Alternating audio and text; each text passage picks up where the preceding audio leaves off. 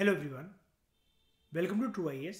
इस लेक्चर में बात करते हैं what are the various instruments of monetary policy, यानी कि देश में जो बैंकिंग को पूरे के पूरे एक नेशनल लेवल पर संभालना होता है और जो मॉनेटरी पॉलिसी जो देखनी होती है, जिसकी वजह से सेंट्रल बैंक हमारा जो कि है आरबीआई, वो ये इंश्योर कर सके कि इकोनॉमी के अंदर बहुत ज़्यादा पैसा सर्कुलेट ना कर रहा हो या फिर बहुत कम पैसा भी ना हो, तो उसके इंस्ट्रूमेंट्स को पहचानते हैं हम लोग। What are the various instruments of monetary policy.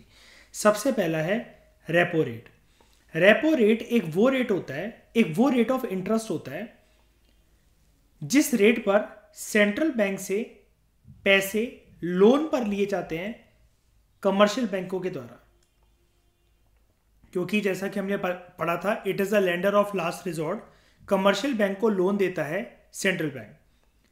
तो कमर्शियल बैंक को जिस रेट ऑफ इंटरेस्ट पर लोन प्राप्त होते हैं, आई रिपीट, कमर्शियल बैंक को जिस रेट ऑफ इंटरेस्ट पर लोन प्राप्त होते हैं सेंट्रल बैंक से, जैसे हम जब जनता जो है जब कमर्शियल बैंक्स के पास जाती है लोन लेने, सेकेंडरी डिपॉजिट के थ्रू जो बैंक्स हैं, कमर्शियल बैंक्स जो हैं, वो जनता को लोन देते हैं।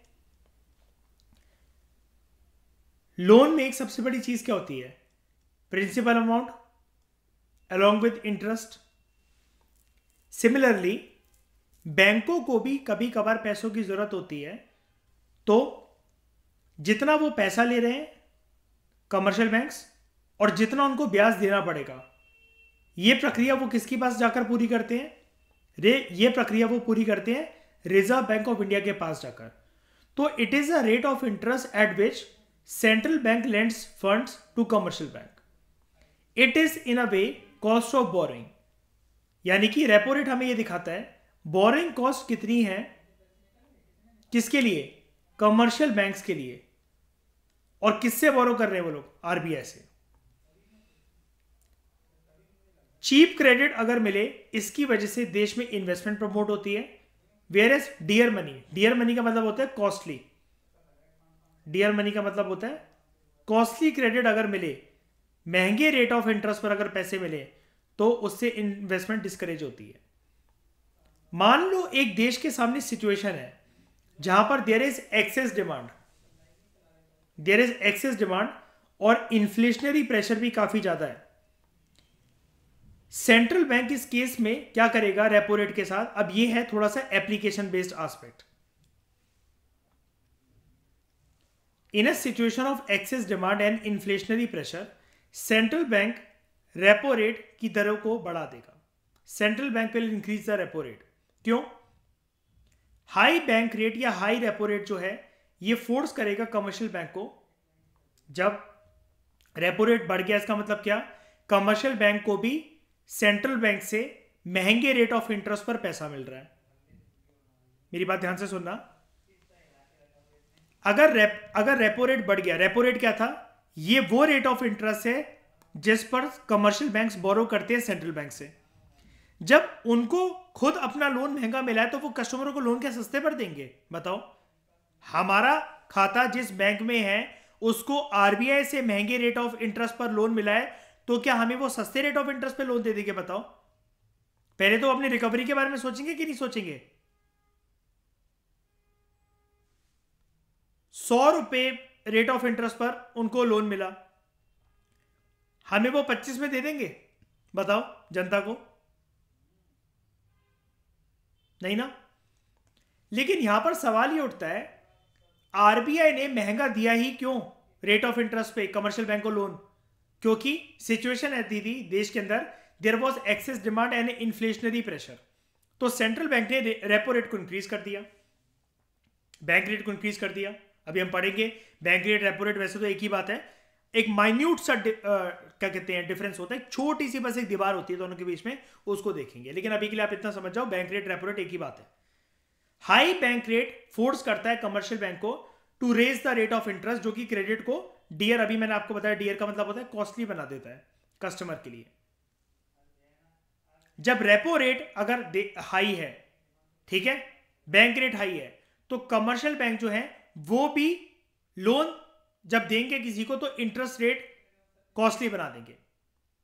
तो क्या होगा, मैं भाई महंगे ब्याज पर क्यों पैसे लूं? As a result demand for loans and जो दूसरे पर्पस हैं वो फॉल कर जाते हैं। लेकिन ये ऐसा जानबूझ के आरबीआई ने करा क्यों? देश में इन्फ्लेशन को कम करने के लिए और एक्सेस डिमांड को कम करने के लिए। तो होता क्या है, increase in repo rate by central bank, increase in repo rate by central bank, ये एडवर्सली इफेक्ट करता है क्रेडिट क्रिएशन को बाय कमर्शियल बैंक। क्यों? रेपो रेट को तुमने बढ़ा दिया, कमर्शियल बैंक कंप्लेन करते हैं तुमने रेपो रेट को बढ़ा दिया, अब हमसे और हमें फिर इंटरेस्ट रेट बढ़ाने पड़ेंगे। हायर इंटरेस्ट रेट हम बढ़ाएंगे तो हमसे कोई लोन नहीं लेगा, लोन नहीं लेगा तो हम पैसा कैसे कमाएंगे? क्योंकि हमारी तो सेकेंडरी डिपॉजिट ही है ना पैसा कमाना। हम जब लोन देते हैं तो उससे मल्टीप्लायर इफेक्ट के थ्रू हम लोग पैसा कमाते हैं, वही पैसा नहीं अब बन ही नहीं पाएगा।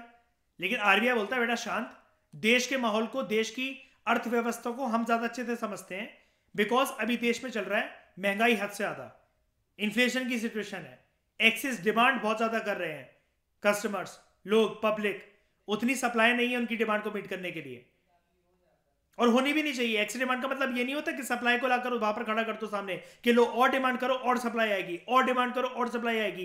पॉसिबल भी नहीं है और करना भी नहीं चाहिए, क्योंकि resources are limited in nature and human bonds are limited. Problem of scarcity तो हमेशा रहेगी रहेगी। अब प्यार से तो माना नहीं जा सकता कि भैया डिमांड मत करो, ये मत करो, वो मत करो, तो महंगी कर दो चीजें, डिमांड कम होने दो, इससे इन्फ्लेशन प्रेशर कम होता है और एक्सेस डिमांड जो है वो नॉर्मल डिमांड में कन्वर्ट होती है। अगर उल्टा कर देते हैं, रेपो रेट डिक्रीज हो जाए, it will has the opposite effect. क्या अपोजिट इफेक्ट मतलब क्या? रेपो रेट का कम होना मतलब, सबसे पहले तो मीनिंग समझते हैं इसका, कमर्शियल बैंक को कम रेट ऑफ इंटरेस्ट पर आरबीआई से लोन मिला है या पैसे मिले हैं, अब ये भी कम रेट ऑफ इंटरेस्ट पर अपने कस्टमरों को लोन देंगे। जब रेट ऑफ इंटरेस्ट कम होगा, more people will be attracted to take loans from the bank, banking system, ज्यादा इन्वेस्टमेंट हो सकेगी इकोनॉमी के अंदर, एंड सबसे बड़ी बात, सेकेंडरी डिपॉजिट्स के थ्रू बैंक सस्ता लोन करके ज्यादा पैसा कमा सकते हैं क्योंकि रेट ऑफ इंटरेस्ट चीप हो गया है। दस by changing repo rate, central bank जो है देश के अंदर मनी सप्लाई को या क्रेडिट अवेलेबिलिटी को या तो बढ़ा सकता है या कम कर सकता है। सिंपल सा मैं आपसे एक सवाल पूछना चाहता हूं, सेंट्रल बैंक मनी सप्लाई या क्रेडिट अवेलेबिलिटी को कब इंक्रीज करेगा? जब देश में क्या चल रहा हो, इन्फ्लेशन के डिफ्लेशन?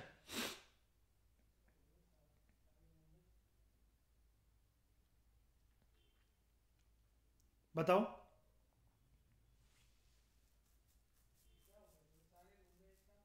बोलो, कोई भी बोलो, मुझे ये बताओ। तो मुझे आप लोग ये बताओ, मैं ये पूछ रहा हूं, रेपो रेट को चेंज करके यहां पे लिखा हुआ है सेंट्रल बैंक जो है वो इंक्रीज कर सकता है या डिक्रीज कर सकता है मनी सप्लाई को और क्रेडिट अवेलेबिलिटी को, ठीक है? मैं आपसे ये पूछना चाहता हूं, रेपो रेट का इंक्रीज होना या इंक्रीज करना ये आरबीआई कब अपनाएगा? कब रेपो रेट को इंक्रीज करेगा? कौन सी सिचुएशन के अंदर? क्या? इन्फ्लेशन के अंदर, है ना? और डिक्रीज कब करेगा रेपो रेट को? डिफ्लेशन। मनी जब इकोनॉमी से सक आउट करना होगा तो रेपो रेट के साथ क्या होगा? इंक्रीज हो जाएगा। और जब इंजेक्ट करना होगा मनी तो क्या होगा? Repo rate decrease. ये एप्लीकेशन समझ गए? इसके बियॉन्ड इसकी कोई भी किंतु परंतु की एक्सप्लेनेशन नहीं है। एट प्रेजेंट रेपो रेट कितना चल रहा है? गोली मारो उसको, लेटेस्ट इकोनॉमिक सर्वे से देखेंगे, ये 2020 का आंकड़े हैं, ठीक है? और reverse repo rate, reverse repo rate के बारे में एक छोटी सी बात यहां पर कर लेते हैं। ये क्या होता है रिवर्स रेपो रेट? सिंपल, बस आपको इतना एक लाइन में इसको समझना है। It is the rate at which the banks park their surplus fund with the RBI. हमने ऊपर एक चीज पढ़ी थी प्रीवियस लेक्चर के अंदर, banks of the country are required to keep a certain percentage of their deposits with central bank. तो ये क्या था, ये क्या था? हम्म। जिस रेट पर बैंकों को, कमर्शियल बैंक की बात हो रही है यहां पर, अपना सरप्लस फंड आरबीआई के पास रखना पड़ता है, that is known as reverse repo rate. ऐसा क्यों रखवाता है आरबीआई अपने पास फंड?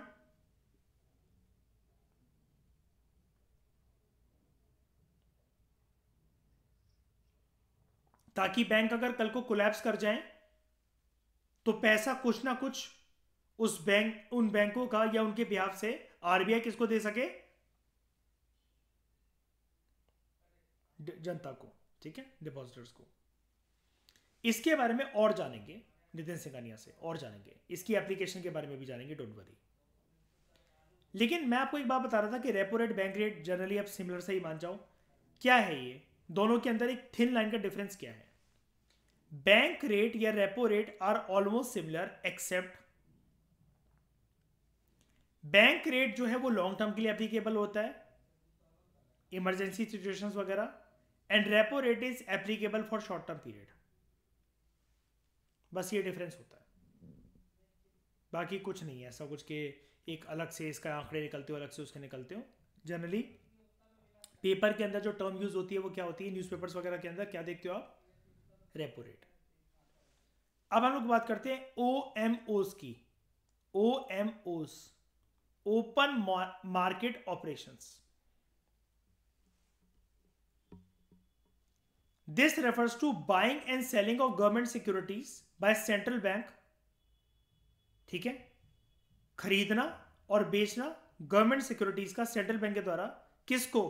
पब्लिक को और दूसरे कमर्शियल बैंक्स को। इससे क्या हो जाएगा? सबसे पहले तो मुझे ये बताओ, सरकार ने अपनी सिक्योरिटीज बेची क्यों होंगी?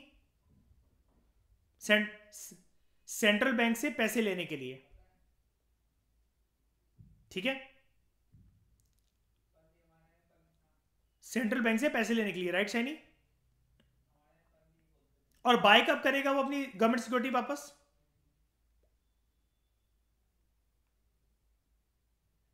हाँ, बस अपना पैसा जब पे कर देंगे वो। इससे होगा क्या? इससे चल क्या रहा है? मनी सप्लाई से इंफ्लुएंस होता है, अगेन वही लीकेज एंड इंजेक्शन। अब ध्यान से सुनना, sale of government securities to commercial banks means flow of money into the central bank, जिसकी वजह से क्या रिड्यूस हो जाता है? कैश रिजर्व्स रिड्यूस हो जाते हैं। यहां पर क्या बात है? जो गवर्नमेंट सिक्योरिटीज हैं, गवर्नमेंट सिक्योरिटीज किसके पास आती हैं सबसे पहले?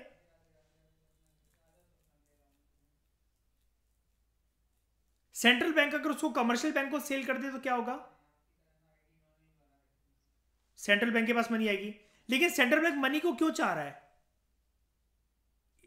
ये भिखमंगा है सेंट्रल बैंक? बताना जरा, आरबीआई भिखमंगा है? अब वो छोटे छोटे बैंकों से बच्चों से ही पैसे कलेक्ट करेगा वो अपने? नहीं, ये मकसद नहीं है उसका। उसका मकसद ये नहीं है। उसका मकसद क्या है? Yes, suck out the money from the economy, which means flow of money into the central bank, जिसकी वजह से कैश रिजर्व्स क्या होंगे?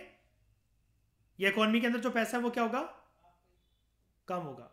कॉन्सिक्वेंसली क्रेडिट अवेलेबिलिटी जो होगी कमर्शियल बैंक्स की वो कटेल हो जाएगी और वो कंट्रोल हो जाएगी। क्यों? क्योंकि उनका जो पैसा है, गवर्नमेंट सिक्योरिटी उन्होंने खरीद ली और उनका जो पैसा है कहां चला गया? सेंट्रल बैंक के पास। अच्छा, मुझे एक बात बताओ, एक चीज पूछता हूं। आरबीआई किसी को ये ऑर्डर दे, यूको बैंक को, पीएनबी को ये ऑर्डर दे कि तुम मुझसे गवर्नमेंट सिक्योरिटीज खरीदो, तो मयूर वो मना कर सकते हैं? नहीं नहीं, मुझे नहीं खरीदनी, मेरा मनी नहीं है खरीदने का, मैं क्यों खरीदूं?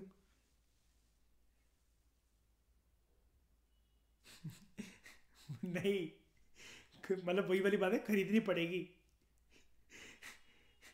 गोद में बिठा के खरीदवाएंगे उससे कि बेटा क्या कह रहा है, अच्छे से सुना नहीं मैंने, क्या नहीं खरीदनी? मतलब ये एक ऐसा दुकानदार है आरबीआई मयूर, जबरदस्ती छिपाएगा चीज। ये एक प्रोसेस है बस देश का, मतलब एक शाइनी समझ रहे हो, मतलब एक ये बस प्रोसेस है। लेकिन आरबीआई को यहां पर कोई मना नहीं कर सकता, कोई ये नहीं कह सकता है। जैद, ईशा, अर्पित, कोई ये नहीं कह सकता है कि नहीं हमें नहीं खरीदना, मन नहीं है हमारा, मैं क्यों खरीदूं गवर्नमेंट सिक्योरिटी का, मैं क्या करूंगा। क्यों? क्योंकि उनको पता है गवर्नमेंट सिक्योरिटी अगर ये हमें बेच रहे हैं तो मुझे पैसा देना पड़ेगा। मैं क्यों खरीदूं वो चीज, मैं क्या करूंगा उसको रख के। When central bank buys securities, it increases cash reserves of the banks. जब वापस सेंट्रल बैंक खरीद लेगा उनसे सिक्योरिटीज तो क्या होगा? हाँ, अब वो दोबारा पैसा किसको बेचेगा? आरबीआई बैंकों को। और कमर्शियल बैंक उस पैसे के साथ क्या कर सकेंगे? लोन वगैरह पास कर सकते हैं, मनी मल्टीप्लायर इफेक्ट में डाल सकते हैं उसको, क्रेडिट क्रिएशन कर सकते हैं और प्रॉफिट इंक्रीज कर सकते हैं अपना। और उनकी credit and their ability to give credit वो इंक्रीज हो जाती है। एबिलिटी टू गिव क्रेडिट मतलब क्या? किस फॉर्मेट के अंदर? लोन। ये ओपन मार्केट ऑपरेशन आपको टिपिकल तो नहीं लगा? बताओ। हाँ हाँ, यहां पर मैं बता देता हूं। एक सेकेंड, एक सेकेंड। यहां तीन पार्टीज हैं, ये सिक्योरिटी सरकार की हैं, ठीक है। बीच में यहां पर आरबीआई है और इधर है कमर्शियल बैंक। यहां पर नीडी पर्सन ये है, कमर्शियल बैंक यहां पे ना रामू काका है। रामू काका क्यों? रामू काका अभी पूरा दिन का काम खत्म करके 12 बजे सोया है रात को। लेकिन अगर इससे फिर से बोल दिया जाए ना, यार चाय पीने का मन कर रहा है रामू काका जरा यार, तो रामू काका मना नहीं कर सकता क्योंकि घर का नौकर है रामू काका। वो ये नहीं कह सकता बदले में, मयूर, बदले में कि मेरा मन नहीं है यार, सुबह बना दूंगा, सुबह पी लेना, 2 कप पी लेना। यानी कि मैं बात क्या कर रहा हूं, जो चाय बनाने को बोला गया वो क्या बनाने को बोला गया? बेटा पत्ती भी ला, चीनी भी ला, ये भी ला, वो भी ला, गवर्नमेंट सिक्योरिटीज खरीद बेटा, और खरीदनी पड़ेंगी। जबरदस्ती पैसा यहां से यहां लिया जाएगा कमर्शियल बैंक से यहां। और जो आप कह रहे हो ना, अब मैं आपके टॉपिक पर आता हूं। यहां पर ये कमर्शियल बैंक मान कैसे जाएंगे? ऐसे तो हर बैंक बंद हो जाएगी, ये तो आरबीआई डोमिनेट, ये तो अथॉरिटेरियन रिजीम की तरह चल रहा है। यहाँ पर तो कोई मॉनेटरी सिस्टम का हमारे देश में कोई फंडा ही नहीं है, बैंकिंग सिस्टम तो बेकार है, आरबीआई पता नहीं अपनी मन मर्जी से कुछ भी करता रहता है। भाई ये गवर्नमेंट सिक्योरिटीज और इससे जो पैसे वैसे लेता है जितने टाइम के लिए आरबीआई, इनको ब्याज मिलता है बैंकों को, कमर्शियल बैंकों को, कमर्शियल बैंकों को ब्याज मिलता है। और सरकार को अगर मैं पूछूं, अगर आपसे पूछूं कि सरकार को, जो सरकार पैसे लेती है आरबीआई से, तो क्या सरकार को ब्याज देना पड़ता है? आरबीआई को देना पड़ता है। क्यों? क्योंकि हमने क्या देखा, गवर्नमेंट को आरबीआई जब भी पैसा दे रहा है तो वो ग्रांट के फॉर्म में दे रहा है कि लोन के फॉर्म में दे रहा है? वेरी इंपॉर्टेंट वर्ड, लोन के फॉर्म में, लोन के फॉर्मेट में दे रहा है। अच्छा, क्या मुझे एक बात बताओ, अगर आपको कल को पेपर के अंदर ये क्वेश्चन आ जाए कि गवर्नमेंट जो है वो कमर्शियल बैंक से कैसे बोरो करता है देश के अंदर, तो बताओ ये चीज सही है? गवर्नमेंट बोरो कर सकती है कमर्शियल बैंक से? हाँ, लेकिन नहीं, लेकिन माध्यम होगा बीच में आरबीआई। कैसे? सबसे पहले आरबीआई क्या करेगा? आरबीआई क्या करेगा? पहले खुद लेगा सिक्योरिटीज, ये सिक्योरिटीज किसको बेचेगा? कमर्शियल बैंक को। कमर्शियल बैंक से आरबीआई के पास क्या आएगा? मनी। और ये जो मनी है कमर्शियल बैंक को, क्या इस पे ब्याज मिलेगा? मिलेगा। इनको मिलेगा इंटरेस्ट की लॉलीपॉप। यहां पर कमर्शियल बैंक को मान लो कस्टमर जैसे हम थे, ठीक है, और यहां पर लोन मांग रही है ये सरकार, यानी कि वो मान लो 3-4 करोड़ का पर्सन कोई लोन लेने आया हुआ है, कोई बिजनेसमैन वगैरह है, जैसा कि हम कमर्शियल बैंक में बनाते थे ना कहानी पूरी पूरी। अब ऐसा मान लो यहां पर ये आरबीआई है, कमर्शियल बैंक है हम, और सरकार है कोई एक बोरोवर।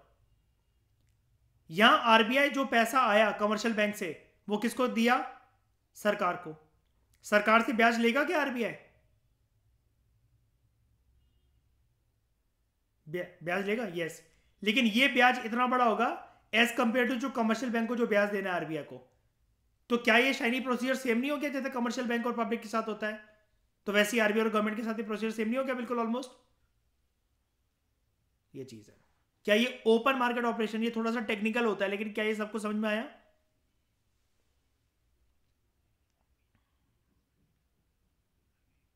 ये आरबीआई का प्रॉफिट होता है। और आरबीआई का प्रॉफिट पता है आपका? ओके, ये भी प्रॉफिट रखता है यार। इनका स्टाफ वगैरह ये सब काम वाम करना बहुत टेक्निकल चीज होती है। ऐसी थोड़ी ना करोड़ों का पैकेज मिलता है आरबीआई ग्रेड बी के जो लोग होते हैं जो सिलेक्ट हो जाते हैं, करोड़ों का पैकेज होता है इनका।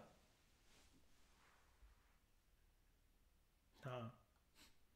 और अच्छा, और मजेदार बात यह है कि कोई ये सोचे, अनपढ़ गवार तो इंसान यही बात करेगा, हाँ तो क्या हो गया, आरबीआई का थोड़ी ना पैसा है, वो तो छाप छाप के सैलरी देते हैं सबको। ऐसा नहीं होता। लोग तो बस एक चीज सीख जाते हैं बस पूरी इकोनॉमी के लेक्चर में, डेफिसिट फाइनेंसिंग। अरे भाई हर जगह थोड़ी ना डेफिसिट फाइनेंसिंग हो जाएगी। उसके बाद CRR, ये इंपॉर्टेंट चीज है, cash reserve ratio. Commercial banks are required under the law. अब ये लॉ कौन, मतलब ये डंडा किसका? डंडा आरबीआई का। कि वो सर्टेन परसेंटेज या certain ratio of the total deposits वो रखे सेंट्रल बैंक के साथ इन the form of cash reserves, cash reserve की फॉर्म में। इसको क्या कहा जाता है? CRR। तो जो हम ऊपर देख रहे थे प्रॉपर फॉर्मेट के अंदर, that RBI is the custodian of cash reserves. किसके कैश रिजर्व? कमर्शियल बैंक्स के। Banks of the country are required to keep a certain percentage of the deposits with central bank. ठीक है, इसको हम लोग क्या कहेंगे? Cash reserve ratio. अपने कैश रिजर्व्स की फॉर्म में कुछ पैसे सेंट्रल बैंक के साथ रखने पड़ते हैं बैंकों को। ठीक है, commercial banks are required under the law कि वो certain percentage, certain ratio of the total deposit central bank के साथ रखें in the form of cash reserve. ये जो रेशियो होता है उसको हम लोग कहते हैं कैश रिजर्व रेशियो। ये एक पावरफुल इंस्ट्रूमेंट होता है, क्रेडिट और लेंडिंग कैपेसिटी है जो बैंक की, उसको कंट्रोल करने के लिए। प्रेजेंटली ये 4.5% चल रहा है ना अर्पित?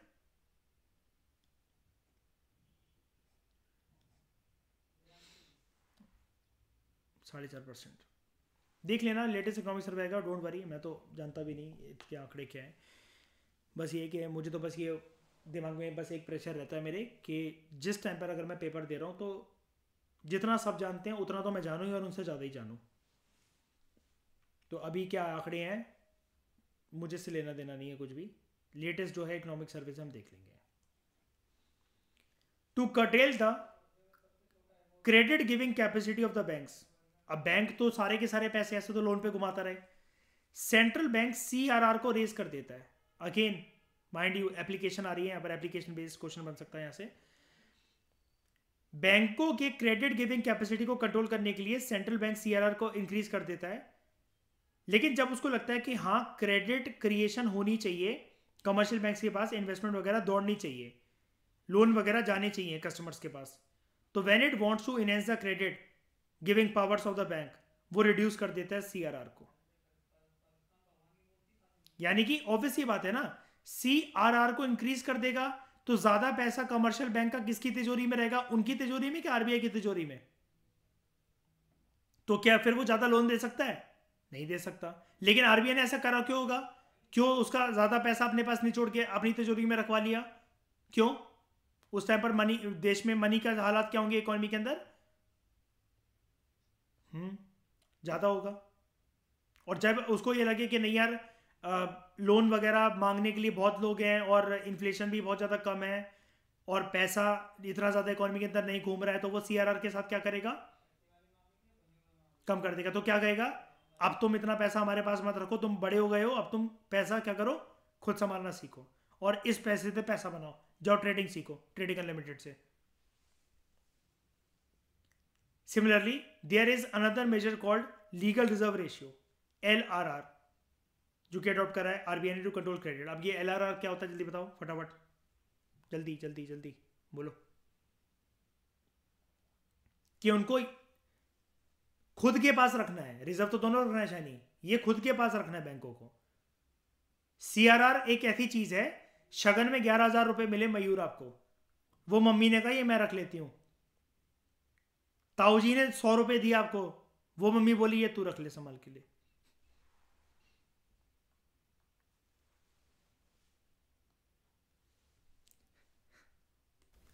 How does CRR create money supply? ठीक है, इससे कैसे मनी सप्लाई होता है? व्हेन CRR फॉल्स, आरबीआई ने CRR को गिराया, उसकी सीमाओं को गिराया, उसके बाद होगा क्या, कमर्शियल बैंक के ऊपर जो अभी तक बंदिशें थी कि उसको इतना पैसा अपना आरबीआई के पास रखना है, वो कम अब पैसा रखना पड़ेगा आरबीआई के पास। Commercial bank keep lower reserves with the central bank. फिर क्या होगा, कमर्शियल बैंक अब ज्यादा फंड रिलीज कर सकता है लोन देने के लिए, और जैसे जैसे लेंडिंग एक्टिविटीज इंक्रीज होंगी, जो मनी क्रिएशन होगा इकोनॉमी के अंदर वो एक्सपेंड होगा और मनी सप्लाई इंक्रीज हो जाएगी, क्योंकि सबको लोन मिल रहा है, कम रेट ऑफ इंटरेस्ट पे मिल रहा है, ज्यादा लोग आएंगे लोन लेने, बैंकों को प्रॉफिट ज्यादा मिलेगा, और वो प्रॉफिट से मनी मल्टीप्लायर होगा, मनी क्रिएशन होगा, और मनी सप्लाई इंक्रीज होगा इकोनॉमी के अंदर। जब उल्टा हो ऐसा, जब CRR बढ़ा दिया जाए आरबीआई के द्वारा, कमर्शियल बैंक को अब ज्यादा रिजर्व रखना है सेंट्रल बैंक के पास, अब उनके पास कम पैसा है लोन पे देने के लिए, अलोंग विद इट उनको अब इंटरेस्ट रेट भी ज्यादा बढ़ाना पड़ेगा, many people will be discourage to take loans, और पैसा ऐसे इकोनॉमी से सक आउट कर लिया जाएगा, और मनी सप्लाई उसके इसके अंदर डिक्रीज हो जाएगी। ये सारे एप्लीकेशन बेस्ड क्वेश्चन आप प्रीवियस ईयर क्वेश्चन पेपर उठा के देख लेना, मेजॉरिटी ऑफ द चीजें नेशनल इनकम, इन्फ्लेशन और मनी इन बैंकिंग से ही आती हैं।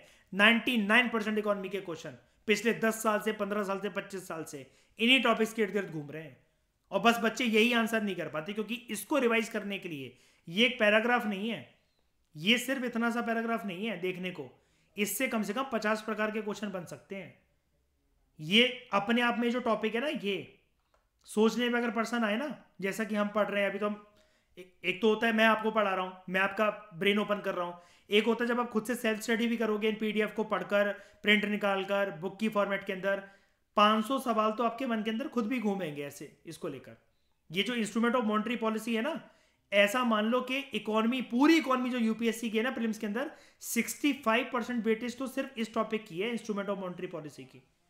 65% जितने यूपीएससी बोल रहा हूं मैं, यूपीएससी के प्रीलिम्स का जितना इकोनॉमी का वेटेज है, 65% तो भाड़ में जान दो सारे प्रकार के चैप्टर, कोई भी जो बुक है, सिर्फ ये इंस्ट्रूमेंट ऑफ मॉनेटरी पॉलिसी से फंस जाते हैं क्वेश्चन। और ऐसा कोई मुझे साल बता दो जब वो मेंशन ना करता हो कभी भी स्टेटमेंट में, repo rate, reverse repo rate, statutory liquidity ratio, open market operations, government securities, cash reserve ratio, CRR इतना बढ़ गया उतना गिर गया, इसकी एप्लीकेशन के बारे में ना पूछता हो, लीगल रिजर्व रेशियो के बारे में ना पूछता हो, बताओ। और यहां पर ये जितने आप ये देख रहे हो ब्रैकेट में लिख रखा है साल 2012, 2020, यानी कि 12वीं के लौंडे लौंडियों से पूछा जा रहा है।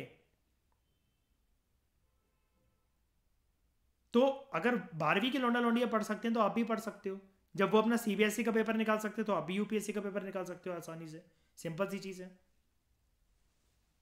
और ऐसा भी नहीं कि आपको कुछ बहुत मान जानना है, जो किताब लिखा है बस किताबों के शब्दों के पीछे एप्लीकेशन को जानना है। वो कब जान पाओगे? मल्टीपल रिविजन्स, जब तक ये टेक्स्ट, ये प्रिंट कि कौन सा कॉमा कहां लगा हुआ था, इतनी फोटोजेनिक मेमोरी एक्टिवेट ना हो जाए, तब तक पढ़ते रहना है और लिख लिख के पढ़ा करो, ताकि सबकॉन्शियस माइंड भी एक्टिवेट रहे। Exchange control, another duty of a central bank is to see that कि एक्सटर्नल वैल्यू जो है हमारी करेंसी की ना, वो ना मेंटेन रहे। अब एक्सटर्नल वैल्यू मेंटेन रहे मतलब क्या? मुझे बताना इनमें से कौन सी सिचुएशन बेस्ट है। एक सेकेंड बंगालन, एक मिनट इनमें से कौन सी सिचुएशन बेस्ट है? $1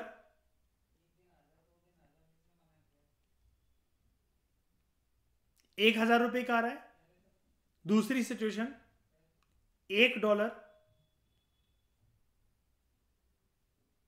100 का आ रहा है।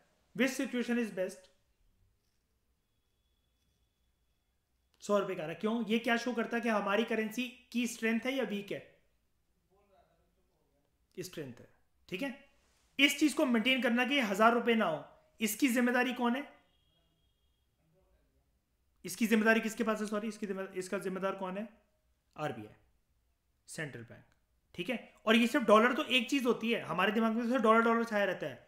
शायनी, जितने एक्सचेंज रेट्स के साथ इंडियन ट्रेडर्स की डीलिंग होती है, मैं ट्रेडिंग की बात नहीं कर रहा, मतलब वो ट्रेड जो प्रॉपर तरीके से गुड्स एंड सर्विसेज में होता है, जो भी फॉरेन एक्सचेंज रिजर्व्स हमारे पास आते हैं पेमेंट वगैरह के लिए, क्या सबको मेंटेन करके रखना ये वाला काम है क्या आरबीआई का?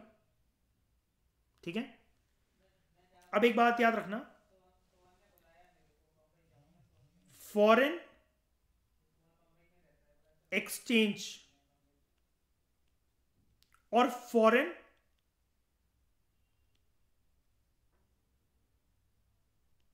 करेंसी, इसमें कंफ्यूज मत होना। शाइनी, क्या डिफरेंस होता है?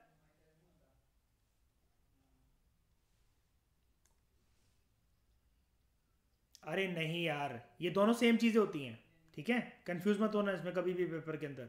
फॉरेन एक्सचेंज थोड़ा सा टेक्निकल इकोनॉमिक लैंग्वेज होती है, एंड नॉर्मल भाषा में हम लोग कहते हैं फॉरेन करेंसी। फॉरेन करेंसी, मेरे को डॉलर मिल गई, मेरे को डॉलर का $100 का नोट है मेरे पास इतनी सारी कंट्रीज की करेंसी हैं, ये फलाना डिकमा, एक ही बात होती है।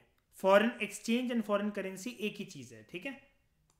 वो जो शाइनी आप कह रहे हो ना, that is foreign exchange rate, ठीक है? इन दोनों का मतलब एक ही होता है, डिक्शनरी मीनिंग एक ही है। तो एक्सचेंज कंट्रोल क्या होता है? Another duty of a central bank is to see that external value जो करेंसी की वो मेंटेन रहे। फॉर इंस्टेंस, भारत के अंदर जो रिजर्व बैंक ऑफ इंडिया है वो बड़े सारे ऐसे प्रयास करता है to ensure external value of a rupee should be maintain, और इस चीज के लिए वो सूटेबल मेजर्स भी अडॉप्ट करता है ताकि ऐसा ना हो कल को हमें बहुत ज्यादा रुपए खर्च करने पड़ रहे हो किसी एक फॉरेन एक्सचेंज को, फॉरेन करेंसी को प्राप्त करने के लिए। Okay, the exchange control system is one such measure. इस एक्सचेंज कंट्रोल सिस्टम के अंतर्गत हर एक जो नागरिक है भारत का, ठीक है, every citizen of India has to deposit with the reserve Bank of India सारी की सारी फॉरेन करेंसी या एक्सचेंज जो कि उसको मिलते हैं, क्योंकि एक अमाउंट से ज्यादा अगर आपके घर पे कोई भी फॉरेन करेंसी के बंडल या कोई भी एक चीज मिलती है एक अमाउंट से ज्यादा अगर आप उसको रखते हो तो आपको जेल है, आपको जेल है। फॉरेन करेंसीज बहुत ज्यादा आपके घर पे नहीं मिलनी चाहिए, ठीक है? इसलिए लोग क्या करते हैं शाइनी, एयरपोर्ट पे जैसे उतरते हैं वहां पर काउंटर्स होते हैं, इमीडिएटली उस कंट्री में उतरने के बाद क्या करवा लेते हैं, करेंसीज को एक्सचेंज कर लेते हैं, कन्वर्ट करवा लेते हैं, ताकि अंदर जो है वो काम ही ना हो। एक कॉमन सी चीज आपने देखी होगी, नमस्ते लंदन देखी है? कैटरीना कैफ जब पंजाब से भागने का प्लान बनाती है तो वो एक जगह जाती है कि अपने पैसे वैसे को वो करवाने, चेंज करवाने, जो भी करने। हमारे देश में एक बहुत फेमस ब्रांड है जो कि चला था उस टाइम पर, मतलब एक इंस्टीट्यूशन है, वेस्टर्न यूनियन, सुना होगा? ये डॉलर वॉलर को एक्सचेंज कर देता है, ठीक है? अब तो ऐसे बहुत सारे हैं, लेकिन वेस्टर्न यूनियन एक वन ऑफ द क्या कहते हैं, सबसे पहला था और काफ़ी फेमस हुआ था एक ज़माने में, आज से लगभग एक डिकेड, 1.5 डिकेड पहले। And whatever foreign exchange he और she might need has to be secured from the reserve bank. उसको एक एप्लीकेशन देना, यानी कि अगर आप फॉरेन करेंसी वगैरह ज़्यादा रखना चाहते हो आपको एक एप्लीकेशन देनी पड़ेगी। सिमिलरली आपके घर में अब ये डीमोनेटाइज नोट्स के साथ भी होता है, हालांकि हम इस हेडिंग में फॉरेन एक्सचेंज के बारे में पढ़ रहे हैं, एक्सचेंज कंट्रोल के बारे में पढ़ रहे हैं। जो डीमोनेटाइज नोट्स हैं 1000 रुपए और 500 रुपए, इनकी भी कुछ ऐसी दायरे हैं कि आप ये 10-10 नोट, मतलब 10 नोट इसके 10 नोट इसके, आप as a hobby, as a student research या किसी भी चीज के लिए फ्यूचर रेफरेंस के लिए आप रख सकते हो। इससे ज्यादा अगर आपको मिलते हैं तो आपको एक एप्लीकेशन देनी पड़ेगी, सेंट्रल बैंक को एक एप्लीकेशन देनी पड़ेगी, क्या मैं इससे ज्यादा रख रहा हूं नोट या रख रही हूं, इस पर्पस के लिए रख रहा हूं या रख रही हूं।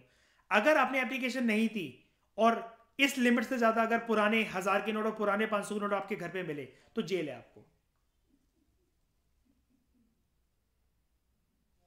ठीक है?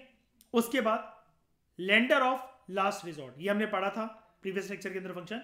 इन टाइम्स ऑफ इमरजेंसी, जब कमर्शियल बैंक अपनी ऑब्लिगेशंस मीट करने से फेल हो जाए डिपॉजिटर्स की, यानी कि वो पैसा जो डिपॉजिटर्स का है वो बर्बाद हो गया लिक्विडिटी क्राइसिस की वजह से, वो सेंट्रल बैंक को अप्रोच करते हैं कुछ मदद करो, और सेंट्रल बैंक इस जरूरत के टाइम पर कमर्शियल बैंकों के लिए मसीहा बनकर खड़ा होता है, कंधे से कंधा मिलाकर, as a lender of last resort, यानी कि जब सबके दरवाजे बंद हो गए तो कोई बात नहीं, ये लोन देगा।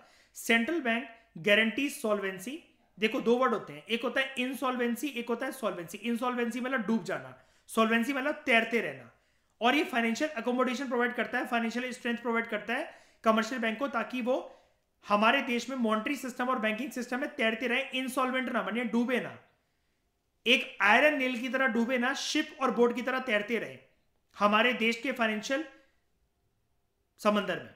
ठीक है, इसके लिए क्या करता है आरबीआई, जो एलिजिबल सिक्योरिटीज होती है और बिल ऑफ एक्सचेंज होता है उनको रीडिस्काउंट करता है।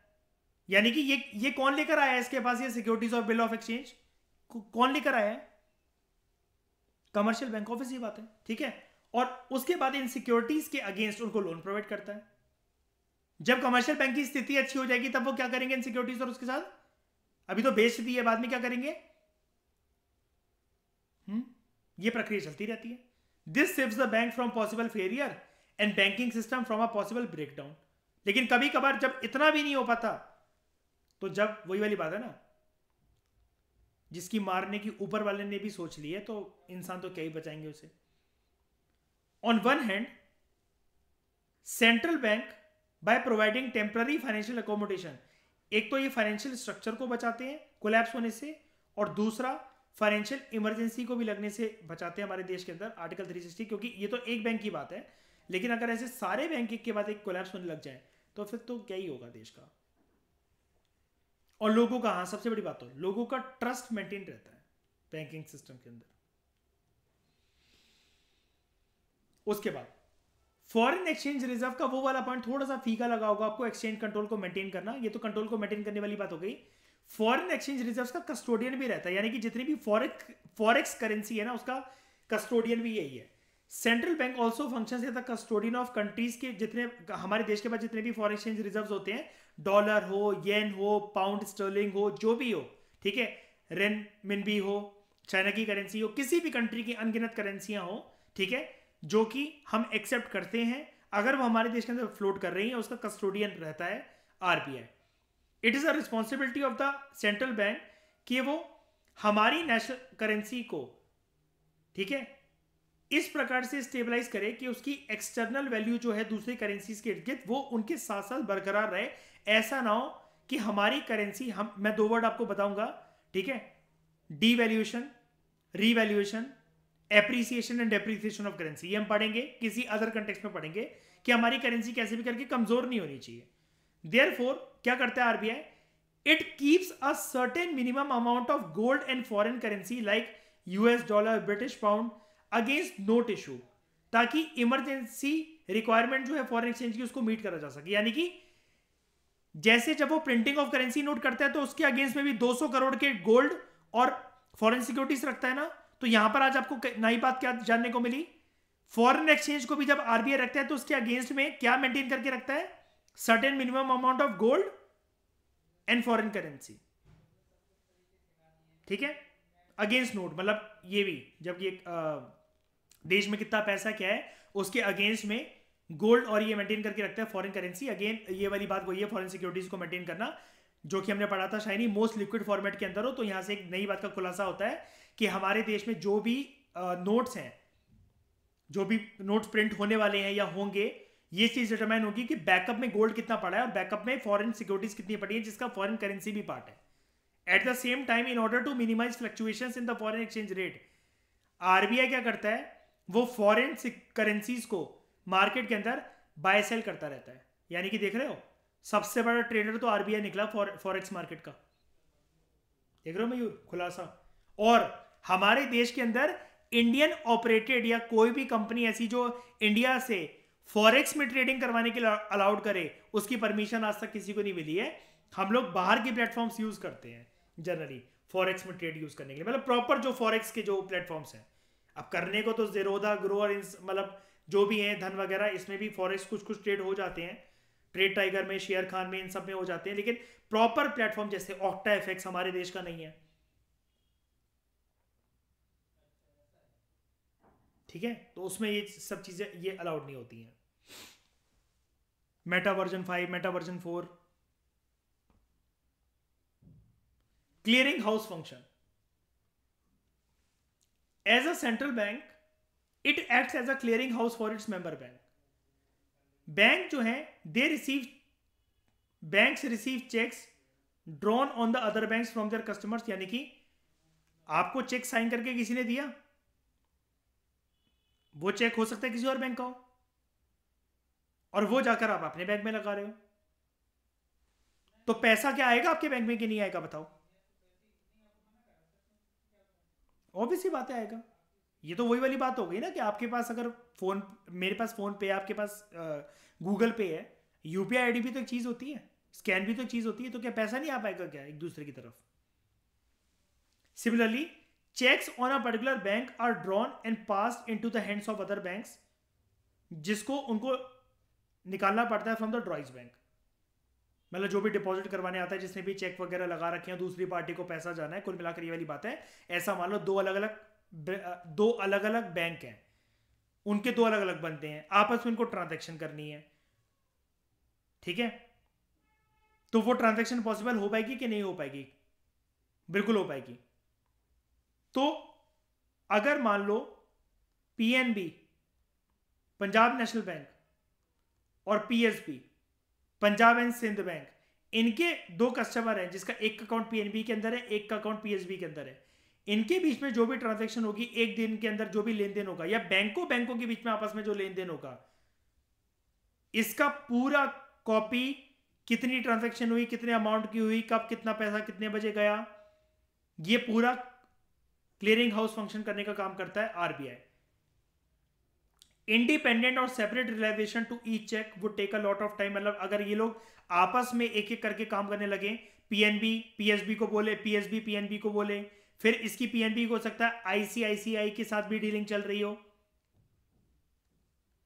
और आईसीआईसीआई की साइड हो सकता है कि कोटक महिंद्रा बैंक के साथ डीलिंग चल रही हो।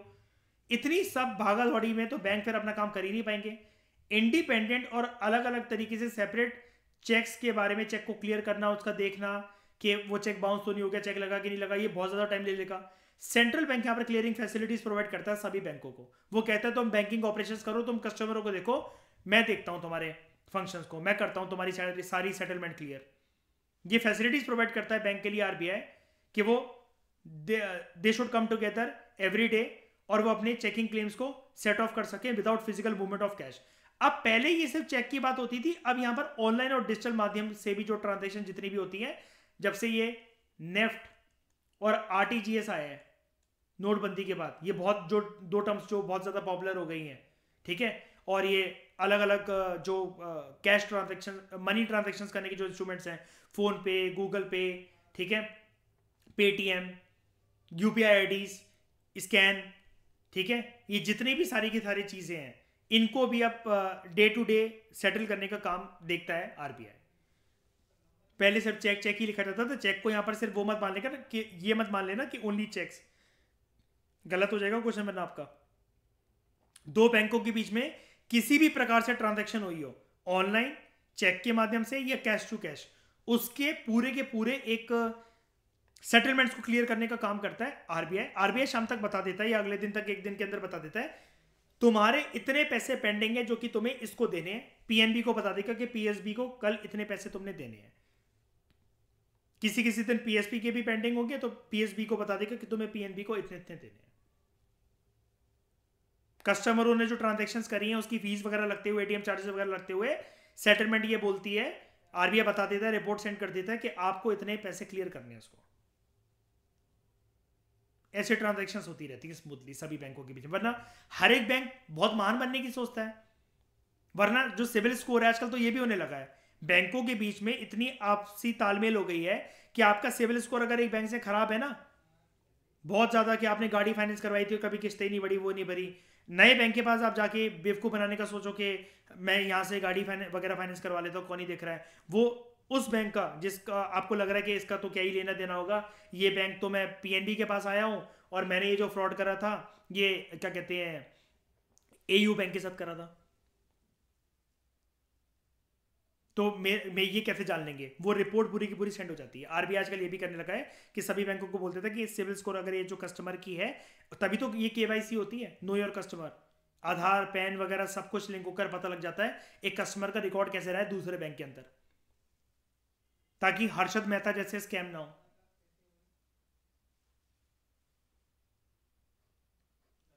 Collection and publication of data. It has also been entrusted with the task of collection and compilation of statistical information. Related to banking and other financial sectors of the economy. इसके लिए आप RBI की website पे जाओ और shiny रात भर आराम से कॉफ़ी पीते पीते इसको देखना, कुछ समझ में आए तो मुझे भी समझाना, ठीक है? क्या चीज़? ये वाला पॉइंट? अरे मैंने ये बोला स्टैटिस्टिकल इन्फॉर्मेशन प्रोवाइड करता है वो, डेटा कंपाइल करना, इतना बढ़ गया, ये बढ़ गया, इतनी ट्रांजैक्शंस हो रही हैं, ये बैंक पर हाईएस्ट परफॉर्मिंग सेक्टर पर चल रहा है, ये बैंक सबसे वीक चल रहा है, इसका एनपीए इतना, उतना एनपीए इतना। तभी मैं बोल रहा हूँ शैनी को कॉफ़ी पीते पीते रात को देखना है इन आंकड़ों को, समझ में आ जाए तो मुझे भी समझाना। मतलब टेक्निकल चीज़ होती है, और ये वाले काम करने के लिए कौन बैठता है ये सब कंपाइल? कौन? आरबीआई ग्रेड बी के अफसर। लास्ट टॉपिक इस चैप्टर का सीबी सचदेवा से, लेकिन ठीक है, सेंट्रल बैंक और कमर्शियल बैंक के बीच में फंक्शंस क्या है, डिफरेंस क्या है, sorry. It is the apex bank in the money market of a country. It is मेलिया यूनिट के पूरे बैंकिंग स्ट्रक्चर के छोटे छोटे से अंग हैं, ऑर्गन है। प्राइमरी एम सेंट्रल बैंक का है पब्लिक वेलफेयर, प्राइमरी एम इनका होता है प्रॉफिट मेकिंग। इसके मालिकाना अधिकार है करेंसी नोट्स इशू करने के। कमर्शियल बैंक को लीगली स्टैट्यूटरीली यानी कि लीगली डिनाइड है ये फंक्शन, ये कोई ऐसा करेंसी नोट्स इशू नहीं कर सकते। वो अलग बात है, करेंसी क्रेडिट क्रिएट कर सकते हैं, मनी क्रिएट कर सकते हैं, करेंसी से इनका कुछ लेना देना। CURRENCY, इससे कुछ नहीं लेना देना इनका। यहां पर इनका लेना देना, कंफ्यूज मत हो जाना, क्रेडिट और मनी से अलग चीजें होती हैं। This is a legal tender, और ये होता है कि पैसा बनाना। ये पब्लिक के साथ डील नहीं कर सकते directly, central bank RBI deal नहीं कर सकता, लेकिन पब्लिक और बिजनेस फर्म के साथ डायरेक्टली डील करने का काम होता है कमर्शियल बैंकों का। It acts as banker to the government, ठीक है। इसकी एज सच कोई रिस्पॉन्सिबिलिटी नहीं होती स्टेट की तरफ, इसलिए मैंने बोला था शायनी आपको, सरकार जो है डायरेक्टली पैसा बोरो नहीं कर सकती कमर्शियल बैंक से, उसको बीच में माध्यम किसका चाहिए? आरबीआई का। सरकार अपनी सिक्योरिटीज पहले किसे देगी? जल्दी बताओ। आरबीआई को। आरबीआई वो सिक्योरिटीज किसे बेचेगा? कमर्शियल बैंक मना कर सकते हैं नहीं, मुझे नहीं चाहिए, चाहिए ही नहीं मुझे, क्यों बेच रहे हो जबरदस्ती? वो कहेगा, और बेचने के बाद वो क्या मांगेगा आरबीआई? पैसा। तो मयूर सोच के देखो, वो कहे भाई साहब ये तो जबरदस्ती हो गई यार, तुम जबरदस्ती मुझसे पैसा मांग रहे हो हैं, और तुम कह रहे हो सिक्योरिटी ले लो। भाई नहीं चाहिए मुझे। वो कहेगा ऐसे कैसे नहीं चाहिए, लेनी पड़ेगी।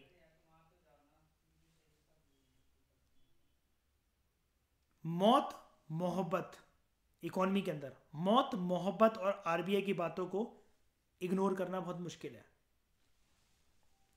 It decides its monetary policy to realize economic stability and full employment in the country, ठीक है। मॉनेटरी पॉलिसी, बैंकिंग पॉलिसी इस प्रकार से चलाता है आरबीआई, अपनी तारीफ हो रही है। ये एक सप्लीमेंट्री रोल प्ले करता है कि हाँ जो इसका विजन है उसको और एक्सपेंड कर देते हैं कमर्शियल बैंक, क्योंकि ज़्यादा नंबर में है और पब्लिक के साथ डायरेक्टली डीलिंग होती है, लेकिन अपनी मन मर्जी से कुछ भी ना कर सके, इसलिए रेगुलेटेड होते हैं by RBI only. It is the custodian of पूरे देश के जो गोल्ड और फॉरेन एक्सचेंज रिजर्व्स हैं, फॉरेन करेंसी है, फॉरेन सिक्योरिटीज है, उसका कस्टोडियन है आरबीआई, और ऐसा कोई फंक्शन परफॉर्म नहीं करता commercial bank. This is a very good differentiation table, जिससे आपका एग्जाम में जल्दी जल्दी आपको बहुत सारे पॉइंट्स मिल जाएंगे।